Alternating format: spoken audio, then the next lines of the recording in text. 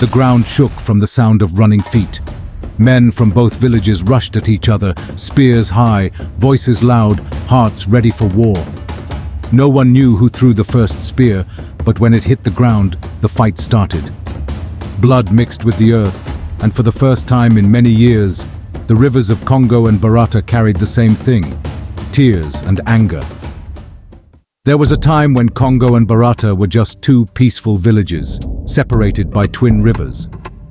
The people crossed the water, traded food, told stories, and even married across the banks. But peace is like a thin clay pot. One small crack, and the whole thing breaks. It started with a cow. One morning, a fat cow from Barata wandered across the river into Kongo. It walked straight into the farm of a man named Okiri and ate half his yam crop. Okiri had a temper like fire, and instead of talking to the cow's owner, he cut off the cow's ear and dragged the bleeding animal back to Barata.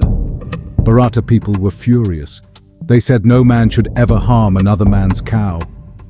Kongo people shouted back, no cow should ever eat another man's farm. Elders from both sides held meetings, but the talks were like trying to trap smoke with bare hands. Nothing changed. Then came the second cow.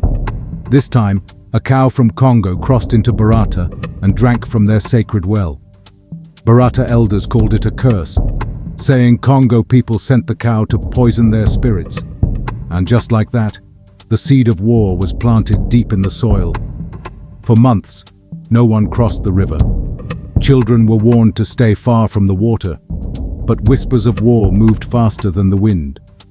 In Kongo, young men sharpened spears. In Barata, young men oiled their shields. Old women gathered herbs for wounds they knew would soon come. The village drummers made new songs about bravery, blood, and death. Both villages had many warriors, but two names stood above all: Kamalu of Kongo and Joruba of Barata. Kamalu was built like a tree trunk, with arms like logs and a face like stone. His strength was a legend. Joruba was different, lean, fast, clever like a snake in dry grass. If they ever fought, the earth itself would remember. Then came the day no one could stop. It started small. Two boys, one from each village, throwing stones across the river. One stone hit too hard. Blood ran down a forehead. The cry of pain brought men rushing, spears in hand. A spear flew first, cutting through the air like an arrow from the gods. It hit nothing, but the moment it struck the mud, the fight began. The air filled with war cries. Men ran like wild dogs, spears high, shields raised. The first clash of wood and metal rang loud, shaking the earth. A Barata man swung a heavy club at a Kongo warrior's head. But the Kongo man ducked low, stabbing his spear into the man's leg. Blood sprayed the grass. On the other side, two warriors rolled into the river, choking and punching, their blood turning the water dark. Kamalu stood like a mountain at the center, his spear thick and long. A Barata fighter rushed him with a knife, but Kamalu caught his wrist, twisting until the knife dropped. Then, with his free hand, Kamalu smashed his forehead into the man's face. The crack of bone was louder than any drum. Joruba moved through the chaos like a spirit. His spear flipped left, then right, faster than a blink. A Kongo man raised his shield, but Joruba's spear slipped under it, slicing open his ribs. Another Kongo fighter swung an axe, but Joruba was already gone, like smoke in wind. The air was full of sound. Spears clashing, bones breaking, short screams cut off too soon. Then Kamalu and Joruba saw each other. The world seemed to hold its breath. They ran at each other, not as enemies, but as men born for this moment. Kamalu's spear struck first, aiming for Joruba's chest, but Joruba twisted. The spear only tore his side. Blood dripped, but he stood tall. Joruba's spear snapped forward, aiming for Kamalu's neck.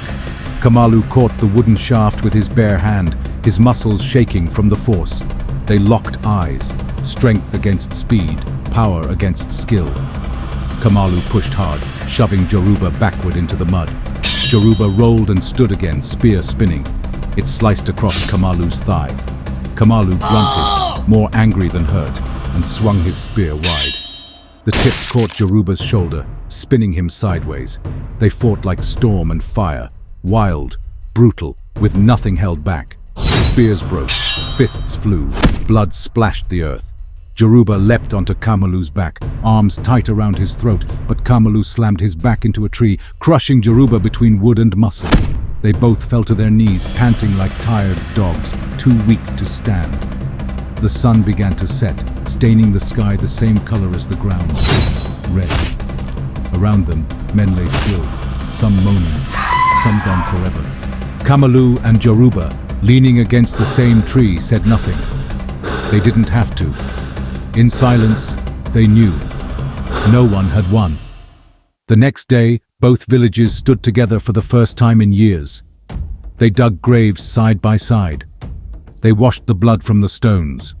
They built a wooden bridge over the river so no cow, child, or man would ever need to swim across again. Then, the elders made a promise, not written on paper, but carved into the earth with their bare hands. If one village raised a spear against the other again, both villages would fall.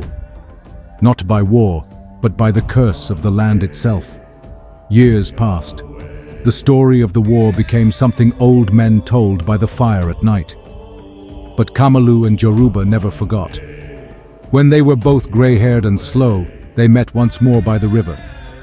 No one knew who called who, but they stood together one last time. No spears, no shields, just two tired men with too much history between them. They fought again, with fists, like boys settling a game. It wasn't about hate anymore, it was respect. When it ended, they sat beside the river, bloody, bruised, and laughing. In that laughter, the rivers found peace again.